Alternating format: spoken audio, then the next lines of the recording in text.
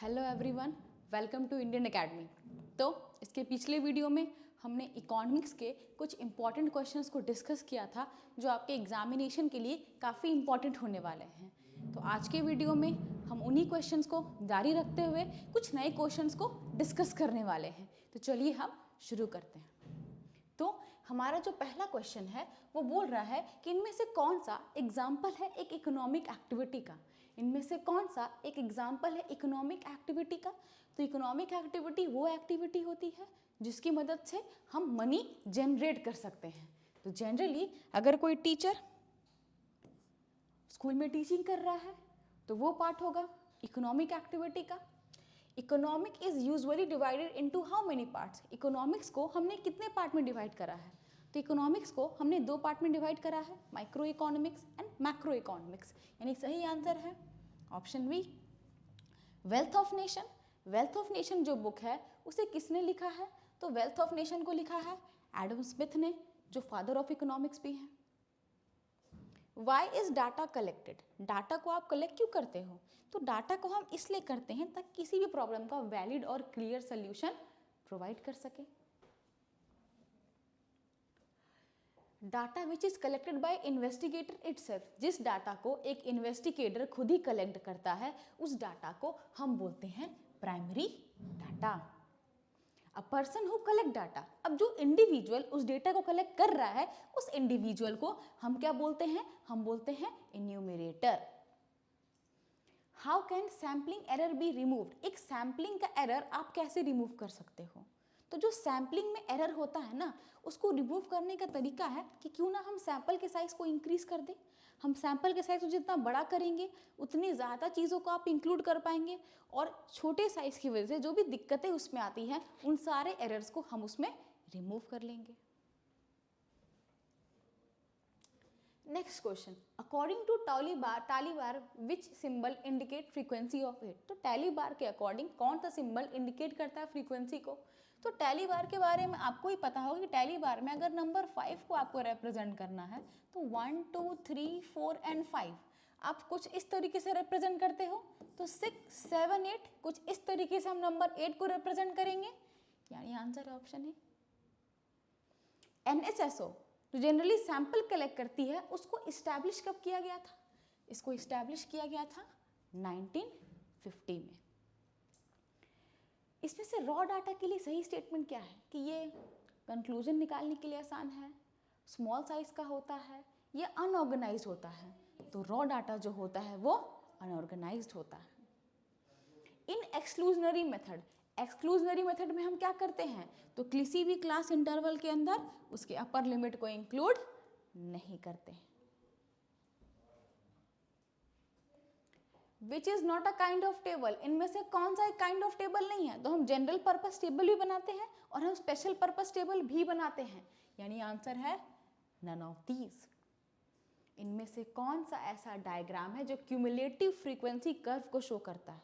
जो diagram cumulative frequency curve को show करता है उसे हम बोलते हैं ओजीव, यानी आंसर है option D. Which can not be calculated by graph. इनमें से किसको आप ग्राफ से कैलकुलेट नहीं कर सकते हो? तो जनरली हम मीन को ग्राफ से कैलकुलेट नहीं करते, हम मीडियन को करते हैं। Which average is mostly affected by extreme value. Extreme value से कौन इंपैक्ट करता है? तो एक्सट्रीम वैल्यू से मीडियन में इंपैक्ट हो सकता है। द मोड ऑफ डाटा, ये जो डाटा आपको सीरीज दिया है ना, तो इस डाटा सीरीज को हम बोलते हैं इंडिविजुअल सीरीज। और जब भी आप इंडिविजुअल सीरीज निकालो तो इंडिविजुअल सीरीज में जो नंबर सबसे ज़्यादा बार आता है ना, हम उसी नंबर को, जिसकी हाईएस्ट फ्रीक्वेंसी होती है, हम उसी नंबर को मोड मान लेते हैं। तो यहाँ पे अगर हम देखें तो हमें दिख रहा है कि मोस्ट नंबर ऑफ टाइम्स हमें 5 ही दिख रहा है। 5 1 2 3 4 5 6 7 टाइम्स आ रहा है, यानी सही आंसर होगा ऑप्शन डी। अगर किसी दो वेरिएबल के बीच जो कोएफिशिएंट है वो +1 हो तो उसको हम कौन सा कोरिलेशन बोलते हैं? वो होता है परफेक्टली पॉजिटिव कोरिलेशन। और अगर रिटेल प्राइस में कोई चेंज होता है तो उसको किस इंडेक्स नंबर से मेजर करते हैं? उसको हम मेजर करते हैं कंज्यूमर प्राइस इंडेक्स से। In calculation of weighted index number, weighted index number में Q0 क्या शो करता है, तो Q0 शो करता है बेस ईयर के क्वांटिटी को। Correlation of coefficient is always, किसी भी नंबर का कोएफिशिएंट ऑफ कोरिलेशन हमेशा -1 और +1 के बीच ही लाई कर रहा होता है। The textile industry of British India was centered in, जो ब्रिटिश इंडिया की टेक्सटाइल इंडस्ट्री थी उसका सेंटर क्या था, तो उसका सेंटर था Ahmedabad. How many year are the objective of perspective plan, एक 5 ईयर प्लान होता है, एक पर्सपेक्टिव यानी लॉन्ग टर्म प्लान होता है। तो जो 5 ईयर प्लान वो जनरली 5 ईयर तक लास्ट करते हैं, लेकिन जो लॉन्ग टर्म प्लान हम प्रिपेयर करते हैं उन प्लान्स को हम जनरली 20 साल के लिए बनाते हैं। इनमें से कौन है जो इंडियन ग्रीन रेवोल्यूशन के फाउंडर हैं, तो ग्रीन रेवोल्यूशन के जो फाउंडर हैं वो इंडिया में MS स्वामीनाथन हैं। Lowering the value of domestic currency in relation to other currency of the world, world की किसी भी करेंसी के रिलेशन में अगर आप अपनी करेंसी के वैल्यू को डिक्रीज कर देते हो तो इस टर्मिनोलॉजी को हम बोलते हैं devaluation of domestic currency. What is the tax levied on import good, अगर आप कुछ भी इंपोर्ट करते हो, अगर आप कोई भी कमोडिटी को इंपोर्ट करते हो तो उस पर लगने वाले टैक्स को हम टैरिफ्स बोलते हैं। In which year was the new economic policy started in India? New economic policy India में कब स्टार्ट हुई थी, तो न्यू इकोनॉमिक पॉलिसी स्टार्ट हुई थी in the year 1991। Human capital include, human capital क्या है, तो भाई हेल्थ पे एक्सपेंड करोगे वो भी ह्यूमन कैपिटल का पार्ट है, आप एजुकेशन को देखोगे वो भी ह्यूमन कैपिटल का पार्ट है, प्रोफेशनल एफिशिएंसी भी ह्यूमन कैपिटल का पार्ट है, यानी ये सारी चीज़ें इंक्लूड होती है in human capital formation. The process of investment in education, improvement in health and providing training, तो हम इन्वेस्ट कर रहे हैं एजुकेशन पे, इम्प्रूव कर रहे हैं हेल्थ को, ट्रेनिंग प्रोवाइड कर रहे हैं, तो इससे क्या होगा, इंडिविजुअल और बेटर बनेगा, इंडिविजुअल और बेटर बनेगा, उसमें और बेटरमेंट आएगा, इम्प्रूवमेंट आएगा, यानी वो क्या बनेगा, बेटर ह्यूमन कैपिटल फॉर्मेशन होगा। तानवा जो प्रोजेक्ट है जो वुमेन को एग्रीकल्चर टेक्निक में ट्रेन कर रहा था वो एक्चुअली किस स्टेट का प्रोजेक्ट था, तो वो था तमिलनाडु का project.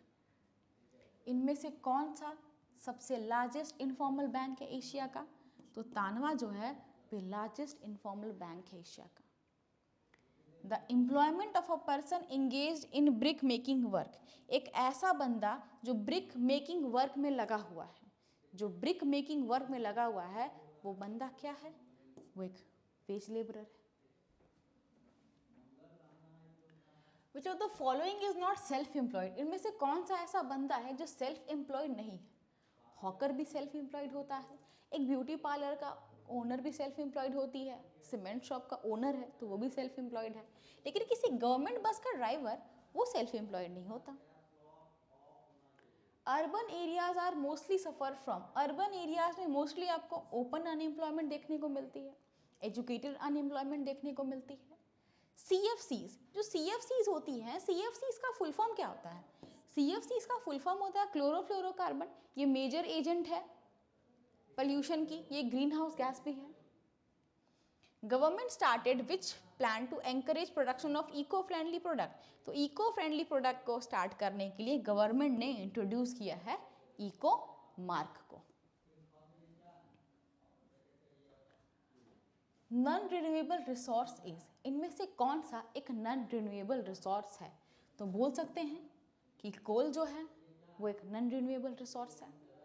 The great leap forward campaign was implemented in which country, जो ग्रेट लीप फॉरवर्ड कैंपेन था उसको चाइना ने अपने कंट्री में इम्प्लीमेंट किया था। Per capita income is higher in which country, तो पर कैपिटा इनकम जो है वो हायर किस कंट्री में है,